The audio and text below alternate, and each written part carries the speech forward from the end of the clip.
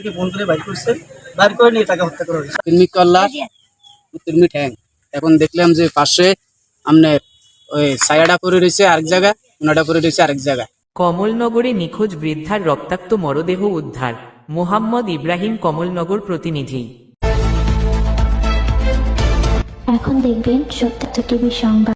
লক্ষ্মীপুর কমলনগরে ছালেয়া বেগম 55 এক বৃদ্ধার রক্তাক্ত মরদেহ উদ্ধার করেছেন পুলিশ। সোমবার দুপুরে উপজেলার মতিরহাট এলাকার একটি পরিত্যক্ত বাড়ি থেকে এ মরদেহ উদ্ধার করা হয়। ছালেয়া ওই এলাকার মৃত সাজ্জানের স্ত্রী। স্থানীয়রা জানান, ওনাকে ফোন করে ডাকা হয়েছে। তো কাছের লোক না হলে তো কেউ তো ফোনে বাইরে ঘর থেকে বের হবে না, যেহেতু নিচে কাছের লোকই হবে, তার জন্য সেটা তারা ঘর থেকে ফোন করে বাইর করছেন, বাইর করে নিয়ে তাকে হত্যা করা হয়েছে। তার জন্য যে হত্যা করা হয়েছে, গলায় ফাঁস দিয়ে তাকে গলায় ফাঁস দিয়ে মারা হয়েছে। আমি আসে দেখছি পুঁতি রয়েছে, লাশ পরে রয়েছে, লাশ পরে রয়েছে, সামান্য একটু ক্ষত দেখছি।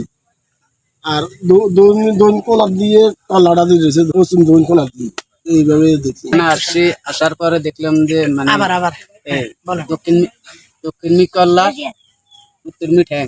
এখন দেখলাম যে পাশে আপনার ওই ছায়াটা পড়ে রয়েছে আরেক জায়গা, ওনাটা পড়ে রয়েছে আরেক জায়গা।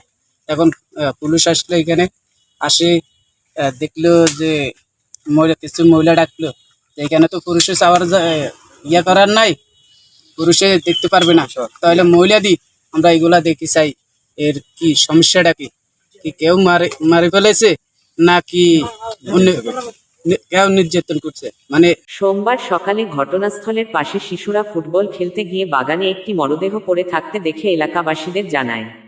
পরে স্থানীয়রা পুলিশে খবর দিলে কমলনগর থানা পুলিশ গিয়ে তার মরদেহ উদ্ধার করে ময়নাতদন্তের জন্য লক্ষ্মীপুর সদর হাসপাতালের মর্গে পাঠায়। বৃদ্ধার পরনে বিভিন্ন স্বর্ণের গয়না ছিল।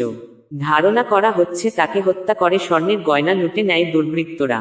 এছাড়াও বৃদ্ধা ছালেয়া হাতে, গলায় ও কানে আঘাতের চিহ্ন রয়েছে।